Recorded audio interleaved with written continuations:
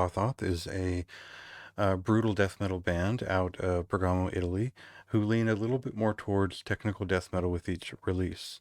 Extirpated Light is their second full-length album, and this band comes from basically a former guitarist of the band, Brutal Murder, who are much more of like just a brutal death metal band, and this group takes on some of the more classic shift from late 90s pure death metal and the more technical aspects of formulas fatal to the flesh, hate eternal, and how those things translate more beyond the worlds of Nile and uh, maybe to the next generation beyond that as we go through their discography. Once we get to Soul Demise, which was their debut, their sound was much closer to like Kronos, which was an old Unique Leader band from France, and Hideous Divinity was the kind of the obvious comparison at the time for similar influences.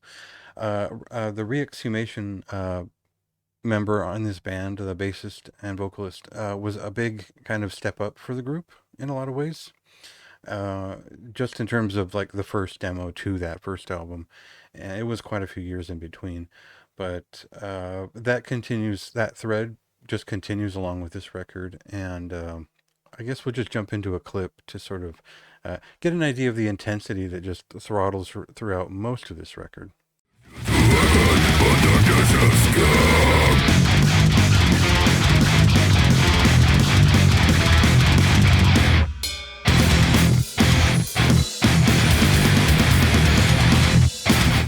Now, most of the time with this type of death metal record, you're getting the same approach on every song. They fire it off. It's about 30 minutes long, and there you go. That's it. And it was brutal. It was technical, and you were there.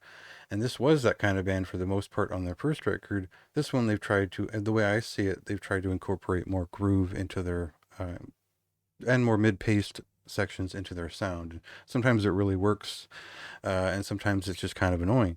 So it depends on, like the Revocation Dogma on here is a pretty good idea, fleshed out into still incorporating a lot of more technical aspects into that slower pace and pulling it off. But they don't always get there. And I think mid-pace stuff was always kind of a downfall for a lot of technical bands because they tend to show off their, maybe their more accessible influences, which aren't interesting to too many people. That doesn't really affect this record. It's pretty sharp throughout. It's a pretty quick listen. For me, it wasn't a memorable record, and that's the only reason why I didn't give it a very high score. It does just end up being a moderately high recommendation because everything about this impresses me. I think the album art is pretty sharp from Nestor Alvaros, and the sound design is pretty sharp.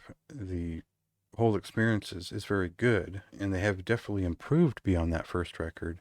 But I think some of the mid-paced moments don't work up anything very special. They seem just for the sake of variety, and there weren't that many songs where I went back and I thought, man, I need to hear that riff again. And considering how much I like their influences and similar bands, it was just a kind of an average record in a lot of ways that still has a lot to deliver in terms of just giving you that death metal tornado if you're looking for it. So still a recommendation nonetheless. Go see if it's your thing, and check out some more details on the site.